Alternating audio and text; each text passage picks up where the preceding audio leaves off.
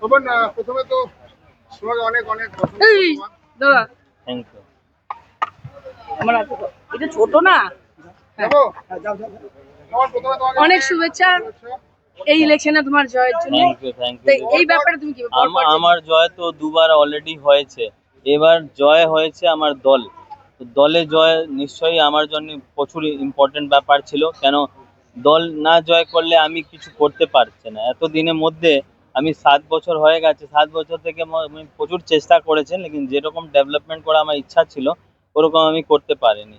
এবার আমার সরকার আসবে, তো নিশ্চয়ই আমি আমার যা ভিশন আছে আমার ভাটপাড়া নিয়ে, আমার ওয়েস্ট বেঙ্গল নিয়ে, ও ভিশনকে আমি ফুলফিল করতে পারবো। বলছি পবন, পরপর 3বার তুমি বিধায়ক হলে, এবার মনে হচ্ছে যে তুমি মন্ত্রিসভায় আসন পেতে পারো। এখন মন্ত্রী ব্যাপারে একজন তুমি দাদা সত্যি বলুন, মন্ত্রী ব্যাপারে আমি কখনো ভাবিনি।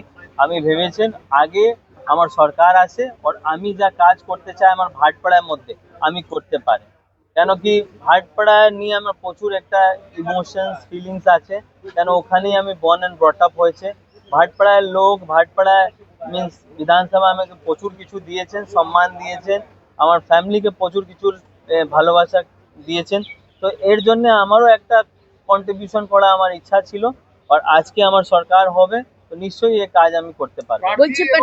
প্রার্থী এবং পিতা অর্জুন সিংকে তুমি কি বলবে জিতে? বাবাকে কি বলবে, বাবা থেকে তো ছেলে গাইড পায়, আমি ছেলে হয়ে কি করে বাবাকে গাইড করতে পারবে?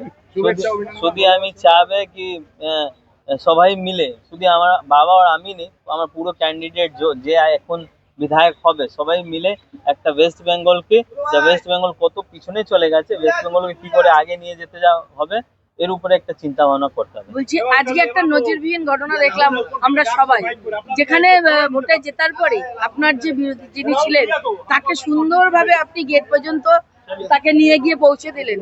এই নজিরবিহীন ঘটনাটা মানুষ চেঞ্জ দেখছে। করতে হবে, কালচারকে চেঞ্জ করতে হবে।